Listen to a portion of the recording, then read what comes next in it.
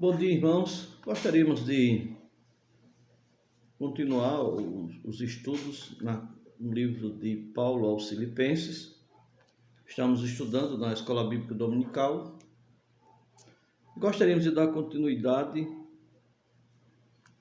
dessa maneira gravando os estudos para que os irmãos possam ouvir a mensagem e assim serem edificados. Então, leamos o que nos diz a palavra do Senhor. O texto que nós vamos trazer o estudo nessa manhã é em Filipenses, capítulo 3, versículo 17, ao versículo 1 do capítulo 4. Filipenses, capítulo 3, do versículo 17 ao versículo 1 do capítulo 4. Diz assim a palavra do Senhor: Irmãos, sede imitadores meus e observai os que andam segundo o modelo que tendes em nós. Pois muitos andam entre nós, dos quais repetidas vezes eu vos dizia, e agora vos digo, até chorando, que são inimigos da cruz de Cristo. O destino deles é a perdição, o Deus deles é o ventre, e a glória deles está na sua infâmia, visto que só se preocupam com as coisas terrenas. Pois a nossa pátria está nos céus, de onde também aguardamos o Salvador, o Senhor Jesus Cristo, o qual transformará o nosso corpo de humilhação para ser igual ao corpo da sua glória, segundo a eficácia do poder que ele tem de até subordinar-se todas as coisas. Portanto, meus irmãos, amados e muito saudosos, minha alegria e coroa, sim, amados, permanecei deste modo firmes no Senhor. Meus amados irmãos, nós temos estudado a carta de Paulo aos Filipenses e Paulo tem exortado aqueles irmãos a se conduzirem de acordo com uma regra comum. Lembra o que nós tratamos? Eles precisavam andar unidos. Um dos grandes alvos da escrita é exatamente a preocupação de Paulo por aquela igreja, né? Aquela igreja amada, podemos dizer que era a igreja, era a menina dos olhos de Paulo.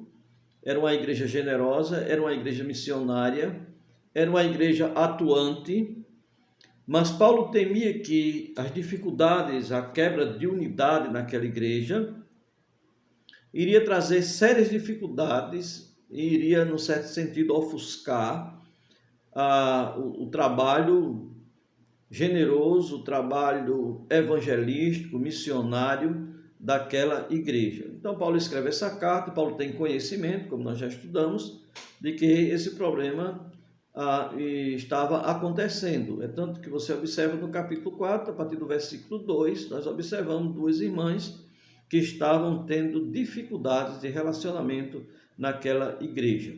Então Paulo desafia aqueles irmãos a andarem unidos e perseverantes em suas lutas espirituais. Nós já vimos isso no capítulo 1, certo? Eles deviam estar buscando constantemente conhecerem cada vez mais ou plenamente ao Senhor e Salvador Jesus Cristo. Esse é nosso alvo de vida, é conhecer a Jesus. Quando nós conhecemos e crescemos nesse conhecimento, com certeza algumas coisas elas vão ser evitadas, algumas dificuldades elas podem ser ultrapassadas e em todas as circunstâncias iremos glorificar a Deus. É interessante, irmãos, aqui nesse texto, lembra que nós pregamos o capítulo 3, o capítulo do versículo 12 até o versículo 16, nós observamos Paulo, um homem insatisfeito com a sua vida espiritual, mas a insatisfação consistia em que ele precisava continuar crescendo à semelhança de Cristo. E ele era um homem convicto da sua missão, determinado, e ele prosseguia sempre em direção a esse alvo. Chegamos aqui nesse texto que acabamos de ler, e se você observa no versículo 1 do capítulo 4, certo? Nós observamos aqui a Paulo externando o seu profundo amor pelos irmãos ali de Filipe. Ele externa de uma maneira bem profunda os seus sentimentos para com aqueles irmãos. Ele diz aqui no versículo 1, portanto, meus irmãos amados e muito saudosos, minha alegria e coroa. É interessante que essa palavra, portanto, ela liga aquilo que ele vem discorrendo, certo, com aquilo que ele está afirmando agora nesse momento. Aí mostra a sua preocupação. Ele começa o capítulo 3, alertando os irmãos em relação aos falsos obreiros. Ele desafia os irmãos a buscarem o conhecimento de Cristo como a razão até do viver. Ele disse que ele era um homem bem sucedido na antiga religiosidade, mas tudo isso ele deixou para seguir a Cristo, para servir a Cristo. Nós observamos um homem insatisfeito com o seu nível de espiritualidade. Ele sabia que ele precisava avançar, ele sabia que ele foi chamado para atingir a perfeição, mas ainda não havia atingido, e ele prosseguia exatamente para esse alvo. Então, aí ele traz um desafio para os irmãos a imitarem a pessoas que estão seguindo a Cristo, a evitarem imitar ou serem induzidos ou seduzidos por aqueles que são inimigos da cruz de Cristo. Ele aponta para um futuro glorioso dos cristãos, e nós devemos viver aqui essa expectativa. E ele diz, olha, portanto, e aí agora ele vai, externa os seus sentimentos e traz um desafio em forma de mandamento para aqueles irmãos, que eles permanecessem deste modo firmes no Senhor. Então, meus amados irmãos, ele diz, meus irmãos amados, versículo 1 do capítulo 4. Amado naquele contexto não era um simples jargão evangélico. Hoje sempre a gente trata alguém, amado, amado. Mas o amado naquele contexto dizia-se de alguém que era alvo do nosso amor.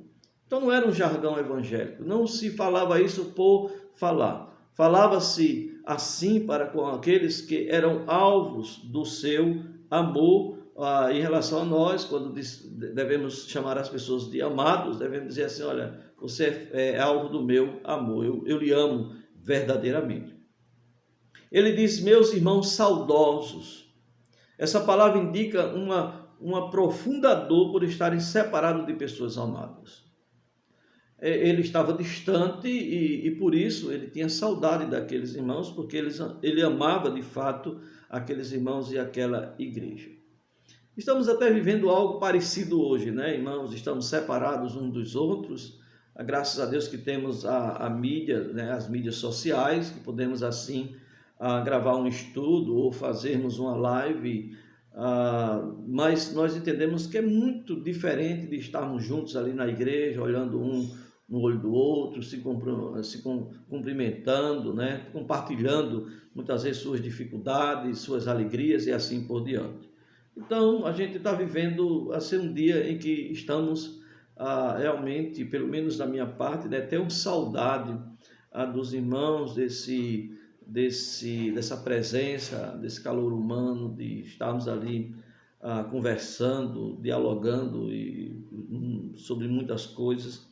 Isso, irmãos, é maravilhoso, a nossa comunhão. Então, saudosos, com uma profunda dor, por estarem separados, por ele estar separado de pessoas amadas. Ele diz também aqui no versículo 1, minha alegria e coroa. Então aqui Paulo externa seu contentamento com a vida espiritual de cada um daqueles irmãos. Ele diz, olha, vocês são minha alegria, certo? Paulo tinha prazer naqueles irmãos. Paulo havia conquistado eles para Cristo. E Paulo tinha conhecimento que eles estavam evoluindo, avançando, crescendo na vida espiritual. Paulo tinha prazer naqueles irmãos, Paulo tinha prazer naquela igreja, não só porque aquela igreja era generosa, era uma igreja que contribuía frequentemente com o seu ministério, mas porque Paulo tinha conhecimento que era uma igreja atuante, que era uma igreja que estava constantemente, né, buscando e crescendo no conhecimento do Senhor. Mas Paulo tem conhecimento agora da dificuldade e por isso traz essa carta, fruto do seu amor, fruto da sua preocupação. Aqui ele mostra que realmente aqueles irmãos eram amados, eram pessoas amadas dele. Nós observamos que eram pessoas que ele sentia saudade e que ele chama aqui de minha coroa, de minha alegria. Então Paulo externa seu contentamento com a vida espiritual de cada um deles. Ele tinha aqueles irmãos como recompensa do seu trabalho cristão. Eu sei que um dia, irmãos, aqueles que servem a Cristo, eles um dia estarão diante do tribunal de Cristo e serão recompensados pelo trabalho aqui feito. Mas é interessante, irmãos, que Paulo tinha aqueles irmãos como coroa, como recompensa. Observamos hoje, irmãos, que eu posso falar por mim, que em um ministério pastoral, as recompensas são as almas conquistadas para Cristo. É muito prazer estar discipulando e estar observando aqueles irmãos evoluindo em suas vidas espirituais. Isso é um prazer, isso é uma alegria que temos em Jesus Cristo, podemos dizer assim, que nesse sentido são as coroas terrenas, ok? Que temos, mas sabemos que um dia estaremos na presença do Senhor para receber as recompensas do trabalho desenvolvido aqui por meio do nosso corpo. Então, meus amados irmãos, como Paulo tinha profundo amor pelos filipenses, ele desafia os mesmos em tom de mandamento a permanecerem continuamente firmes ou firmados no Senhor. É interessante isso, irmão. A ideia é permanecer e tem a ideia continuada, é o presente, né? Ou estejais permanecendo, é imperativo, é mandamento, permanecendo firmes no Senhor. É interessante uma palavrazinha que ele diz, deste modo, firmes no Senhor. Que modo, meus amados irmãos? Eu creio que Paulo aqui aponta para o que ele vem discorrendo, mas também pode falar sobre o que ainda vai discorrer. Deste modo, firmes no Senhor. A ideia é que aquilo que ele tem ensinado sobre as responsabilidades que os irmãos deveriam observar e vivê-las, ele diz, olha, deste modo, vocês continuem sempre firmes naquilo que vocês precisam realizar e precisam ser como cristãos, como servos de Deus. Então ele diz aqui, permanecei firmes, é mandamento. Esse termo aqui é um termo militar que descreve um soldado em pé no seu posto, atento e convicto de sua missão, de uma maneira que ninguém pode removê-lo dessa tarefa a qual o comandante ou o seu superior lhe deu. Nós estamos mostrando aqui, irmãos, de uma maneira bem clara, que nosso comandante é Jesus, mas Jesus usou instrumentos que foram grandes homens de Deus, e nós temos um desafio até a observar de uma maneira carinhosa esses exemplos. Ele diz, olha, esse termo militar, nós podemos assim observar, e em outros contextos ele trata sobre isso, ele diz que somos soldados de Cristo. No capítulo 1, por exemplo, no versículo 27, ele usa também alguns termos militares aqui, eu não vou me deter porque nós já estudamos, mas ele diz no versículo 27, ele diz, vivei acima de tudo por modo digno do Evangelho de Cristo, para que eu, indo ver-vos ou estando ausente, ouça no tocante a vós outros, que estáis firmes em um só espírito, como uma só alma, lutando juntos pela fé evangélica, e que em nada estáis intimidados pelos adversários, pois o que é para ele prova evidente de perdição, é para vós outros de salvação, isto da parte de Deus, porque foi concedida a graça de padecerdes por Cristo, e não somente de credes nele, pois tende o mesmo combate que viste em mim, e ainda agora ouvis que é o meu. Então, nós observamos vários textos militares aqui, eles lutando firmes pela fé evangélica. Então, podemos aplicar deste modo. Essa firmeza deve continuar, ok? Deve continuar, estejamos sempre juntos, unidos, lutando firmes pela fé evangélica, né? Pelo corpo doutrinário que nos dado, né? Pela graça de Deus. Paulo, quando escreve, por exemplo, a Timóteo, ele diz, participa comigo participa dos meus sofrimentos como um bom soldado de Cristo Jesus. Então, irmãos, mas voltando aqui o texto de Filipenses, esse texto que nós acabamos de ler, nós podemos trazer um grande desafio para nossas vidas aqui no texto, que é, podemos observar a grande responsabilidade que temos de permanecermos firmes no Senhor. Permanecermos firmes, firmados no Senhor. E nós observamos que tudo que Paulo escreve aqui, nós observamos que vem de Deus para nossas vidas. E devemos estar firmados naquilo que as Escrituras, que os ensinamentos que foram registrados aqui, deve ser alvo sempre da nossa atenção e prática. É somente assim que seremos bem-sucedidos no nosso viver cristão.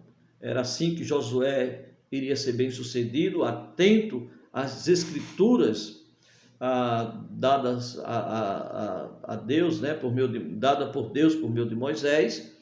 Tiago diz que aquele que considera atentamente na lei perfeita, na lei da liberdade, e nela persevera, não sendo ouvinte negligente, mas operoso praticante, esse será bem-aventurado no que realizar. Então, o sucesso da vida cristã está exatamente no fato de estarmos observando aquilo que está escrito. E permanecer firmes no Senhor é permanecer firmes naquilo que Ele tem escrito, e nós precisamos observar, seja em relação à unidade, seja em relação ao cuidado que devemos ter com o conhecimento e avançar nesse conhecimento, no compromisso com a pessoa de Jesus. Devemos observar, e ele vai aqui ainda discorrer algumas responsabilidades na qual nós devemos estar firmadas nela. Agora, meus amados irmãos, como essa firmeza pode ser vista?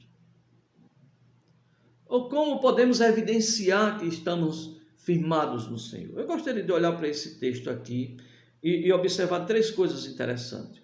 A primeira aqui é que a firmeza no Senhor pode ser vista na imitação daqueles que seguem a Cristo. Vou repetir, a firmeza do Senhor pode ser vista na imitação daqueles que seguem a Cristo. Olha o versículo 17, olha o que Paulo diz: irmãos, sede imitadores meus e observai os que andam segundo o modelo que tendes em nós. Então ele diz: irmãos, sede imitadores meus. Paulo aponta, meus amados irmãos, para um modelo que deveríamos imitar. Ele diz: sede imitadores meus. Ele se coloca aqui na posição de um exemplo a ser seguido. Entendemos muito bem que Paulo não era perfeito. Nós vimos no último estudo que Paulo não disse: olha, eu ainda não atingia a perfeição. Então ele não era perfeito. Mas ele era alguém que já havia tido grandes experiências na vida cristã. Foi alguém que teve uma intimidade muito grande com Deus. Era alguém que estava cumprindo com sua tarefa, a qual foi lhe dada. Então nós observamos que era alguém maduro, que sua vida fiel com Cristo tinha muito a nos ensinar. É tanto que ele, quando escreve aos Coríntios, ele diz, no capítulo 11, versículo 1 da primeira carta, ele diz: sede imitadores meus, como amados. Sede imitadores, como eu tenho sido de Cristo Jesus. Certo? Não como filhos amados. Fiz uma confusão aqui no versículo. Mas ele diz isso aos Efésios, né? Devemos ser imitadores de Deus como filhos amados, mas ele diz: sede meus imitadores, como eu sou de Cristo Jesus. Então, corrigindo aí. Ok? Se você observa aqui na próxima, na carta de Paulo, não na próxima, né? Porque tem Colossenses, aí tem 1 Tessalonicenses. Se você observar aqui no versículo 6, ele diz: com efeito, capítulo 1, versículo 6, ele diz: com efeito vos tornastes imitadores nossos e do Senhor, tendo recebido a palavra posta em meio de muita tribulação, com alegria do Espírito Santo.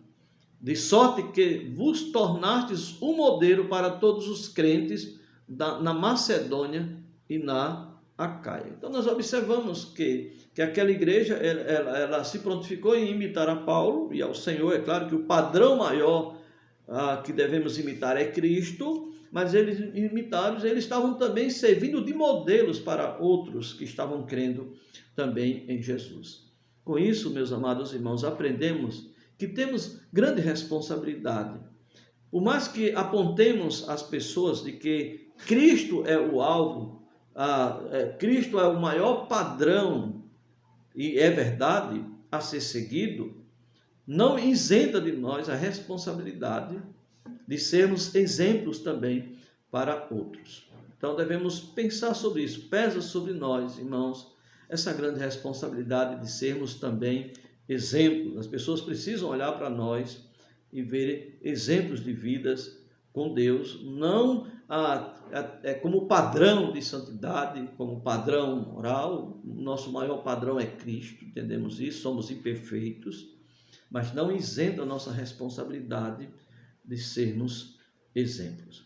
Então, meus amados irmãos, eu gostaria de enfatizar aqui que seguir aqueles que seguem a Cristo, quando nós estamos fazendo isso, estamos caminhando na direção certa.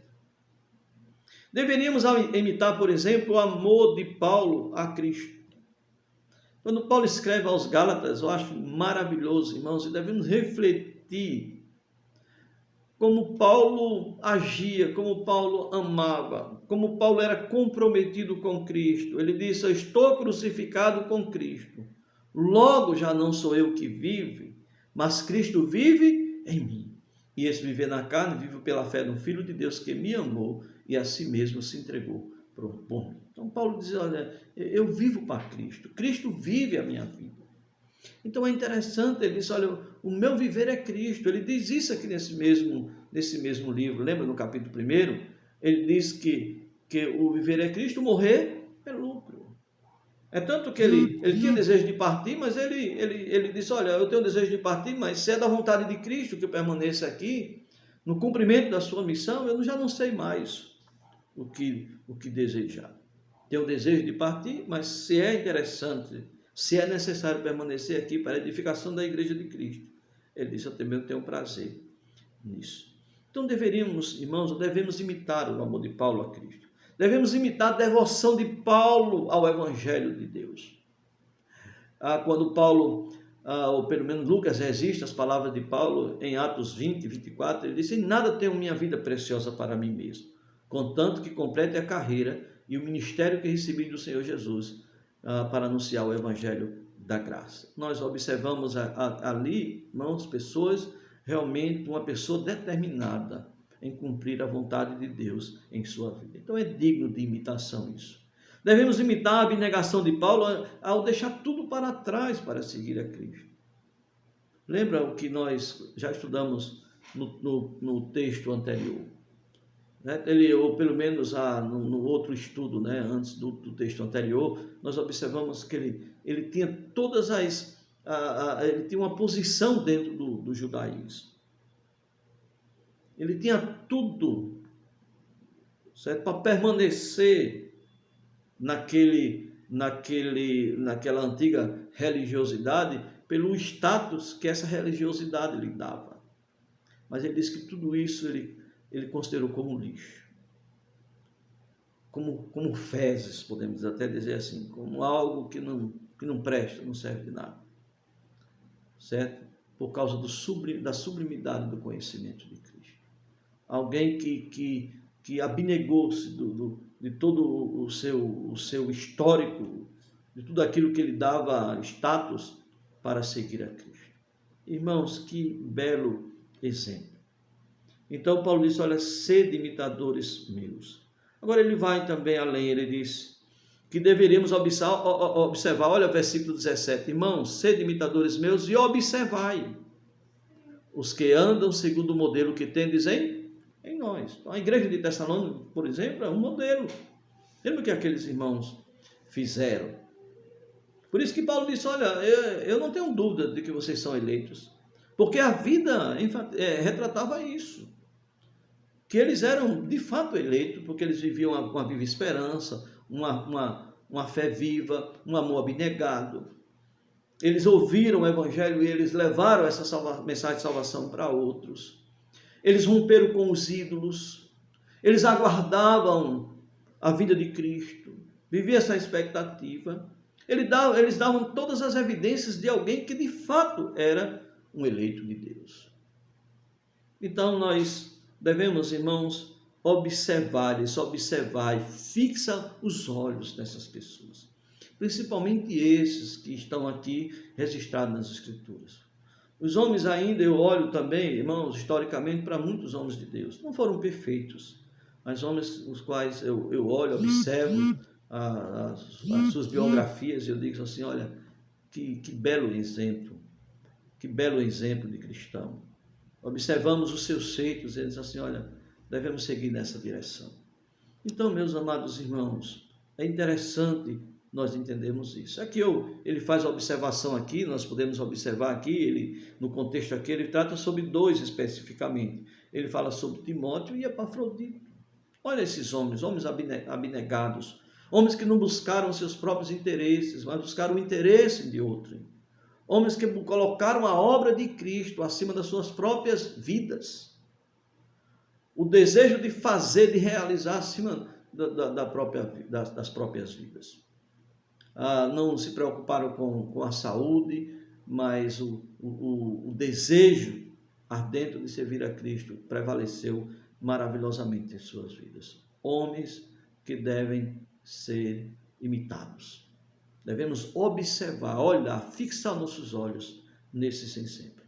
Então, irmãos, aqui a primeira evidência, né, que a firmeza do Senhor pode ser vista na imitação de bons exemplos de cristãos que estão aqui nas Escrituras, e podemos aplicar também, que não estão registrados aqui, mas que fizeram a sua parte, cumpriram o seu papel, e hoje podemos observar suas biografias e dizer assim, olha, esses homens são dignos de honra, né? São dignos do nosso respeito. A segunda coisa aqui, irmãos, é que a firmeza do Senhor pode ser vista no evitar quaisquer tipos de influências da vida prática e dos ensinos daqueles que são inimigos da cruz de Cristo. Se você observar no versículo 18, Paulo diz, pois muitos estão andando entre nós, dos quais repetidas vezes eu vos dizia, agora eu vos digo, até chorando, que são inimigos da cruz de Cristo. O destino deles é a perdição, o Deus deles é o vento e a glória deles está na sua infâmia, visto que só se preocupa com as coisas terrenas. Assim como devemos observar, irmãos, imitar os bons exemplos, devemos evitar a vida prática e ensinos dos homens que são inimigos da cruz de Cristo. Paulo avisou os crentes dos maus exemplos existentes no cristianismo. Ele diz, muitos andam entre nós, ou estão andando entre nós. A ideia é que grande número de pessoas estão vivendo no nosso meio. Ele diz assim, olha, são crentes professos, mas negam a Cristo pelos seus atos e, creio também, pelos seus ensinos. Muitas vezes até podem ensinar correto, mas vivem de uma maneira descaracterizando aquilo que eles estavam, aquele ensino que eles transmitem, porque não vivem aquilo que pregam. Mas, meus amados irmãos, muitos andam entre nós. A conduta dessas pessoas denuncia-os como inimigos da cruz de Cristo. Eles professam conhecer a Cristo, mas a sua profissão de fé é falsa.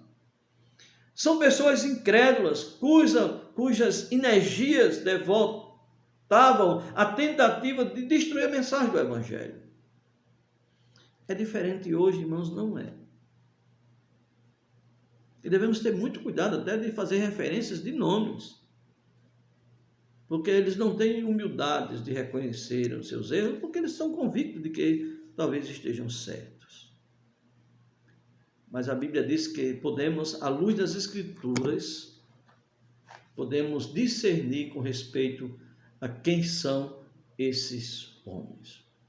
São inimigos do Evangelho, são inimigos da cruz de Cristo. É isso que a palavra de Deus nos diz.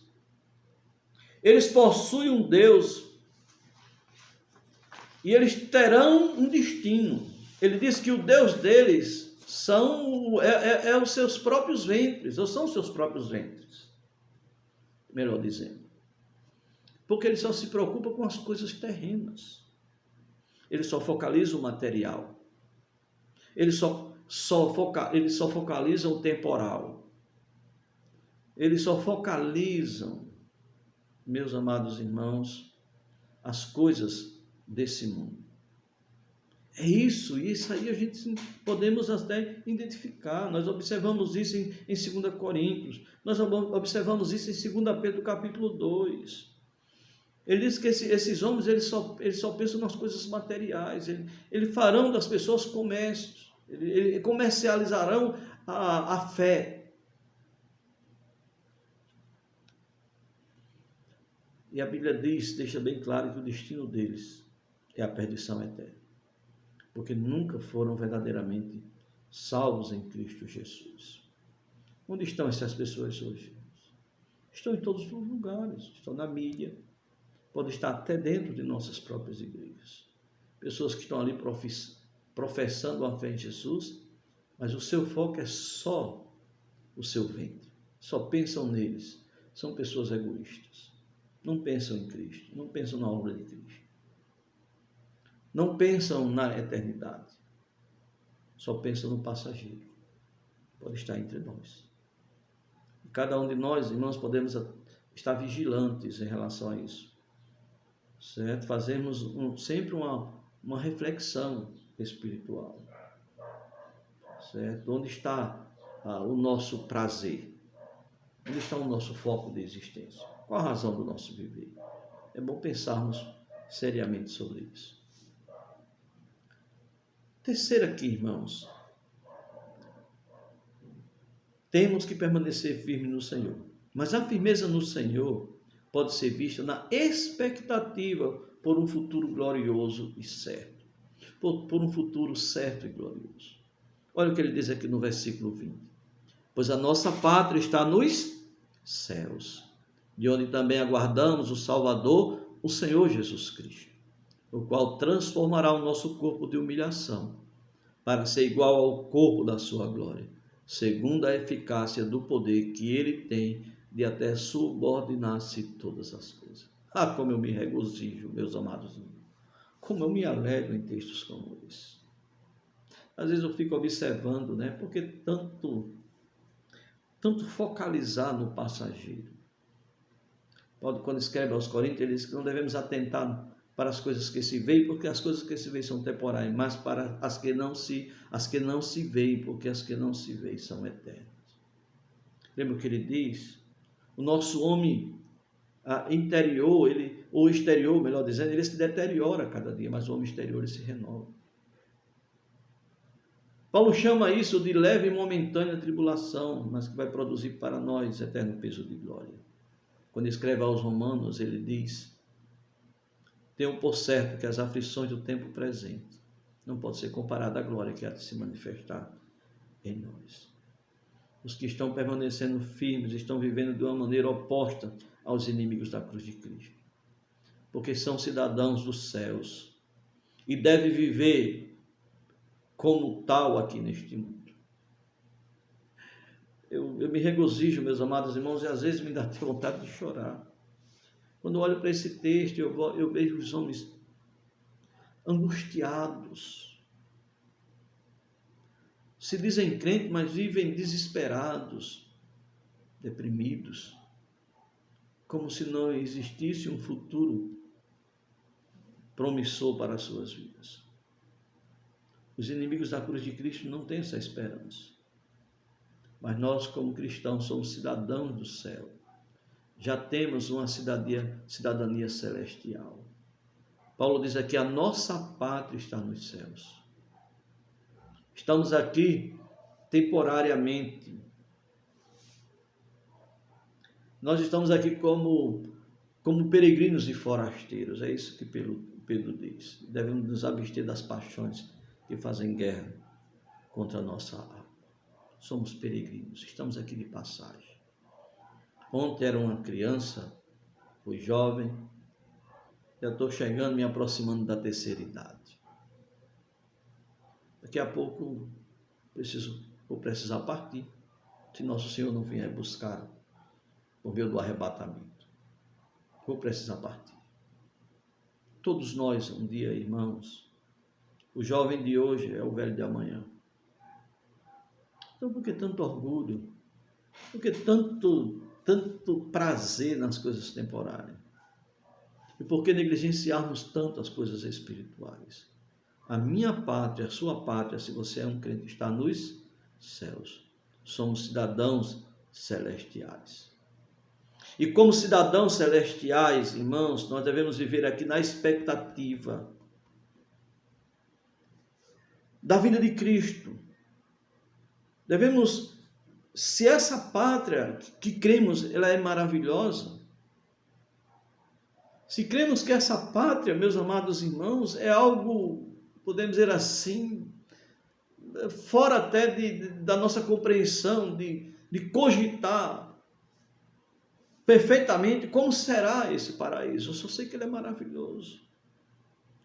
Nós observamos no livro de Apocalipse algumas evidências da Nova Jerusalém, em que estaremos habitando para sempre nesse maravilhoso lugar. E ele diz lá como são as ruas, os rios. Que maravilha, meus amados irmãos. É um tempo de descanso, não haverá luto, não haverá pranto, não haverá dor. Nós devemos almejar esse tempo. Nos dias do coronavírus, nós observamos as pessoas sonhando, né, por um mundo melhor. Há uma preocupação com a economia, há uma preocupação com a saúde. Mas nós, como cristãos, devemos estar alegres, porque somos cidadãos dos céus. É só uma questão de tempo para desfrutarmos dos deleites celestiais. Olha o que ele diz aqui. Pois a nossa pátria está no céu, de onde também aguardamos o Salvador. Jesus está no céu. Ele habita em nossas vidas pelo Espírito. Ele diz, viremos e faremos dele morada. O Espírito Santo habita no crente. Jesus está presente em nossas vidas. Ele não nos deixou órfãos. Ele disse, eu vou, mas eu vou enviar outro Consolador. Mas ainda não desfrutamos da presença, podemos dizer assim, visível de Jesus. Mas é só uma questão de tempo. Nós estamos aguardando o seu retorno, que pode acontecer a qualquer momento. Cada dia mais, irmãos, eu tenho mais convicção de que a vinda dele está próxima. Nós observamos tantas coisas acontecendo, melhor dizendo. Tantas e tantas coisas. Será que como cristão não podemos atentar de que a sua vinda está próxima? Olha a grande apostasia, olha as dificuldades dos últimos dias. Imagine no período de tribulação, que a igreja, é claro, do Senhor Jesus não estará aqui, onde tudo isso vai atingir o seu clímax. Coisas muito piores acontecerão. Devemos estar almejando, irmãos, esse dia. Aguardamos o Salvador, o Senhor Jesus Cristo. A nossa alma já foi redimida, mas nós aguardamos a redenção do corpo. Esse corpo mortal vai se revestir de imortalidade. Esse corpo corruptível vai se revestir de incorruptibilidade. 1 Coríntios capítulo 15 nos mostra sobre isso. 1 Tessalonicenses capítulo 4, versículo 13 em diante, também trata sobre isso. Estamos aguardando o qual, versículo 21, o qual transformará o nosso corpo de humilhação. É um corpo de humilhação. Um corpo que teme um pequeno vírus que não pode ser visível aos olhos nus. Um corpo fraco que não resiste a muita coisa. Uma pancada forte pode exterminar e assim por diante. Corpo de humilhação, um corpo que está se deteriorando a cada dia. Hoje eu olho para trás, já não tenho mais capacidade nenhuma de determinadas atividades, como jogar bola e correr, fazer alguma coisa que exija mais do meu corpo. porque está num processo de deterioração. É corpo de humilhação. Mas ele diz aqui, ele transformará o nosso corpo de humilhação para ser igual ao corpo da sua glória. O corpo da sua glória. O que significa isso? Significa, meus amados irmãos, que teremos um corpo, o corpo que Jesus ressuscitou, aquele corpo glorificado, todos nós que somos salvos em Jesus Cristo, os cidadãos dos céus, verdadeiros cidadãos dos céus, eles terão o prazer de viver eternamente num corpo glorificado, que não está mais sujeito a deterioração, que não estará sujeito mais a dor, a nenhum tipo de sofrimento. Meus amados irmãos, ele diz que é pelo poder dele que isso vai acontecer.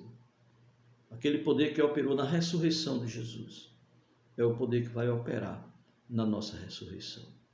Portanto, meus amados irmãos, permaneçamos firmes no Senhor, imitando aqueles que seguem a Cristo, evitando qualquer tipo de influência das práticas e ensinos daqueles que são inimigos da cruz de Cristo, evitando veementemente contato com essas pessoas, com seus ensinos, porque as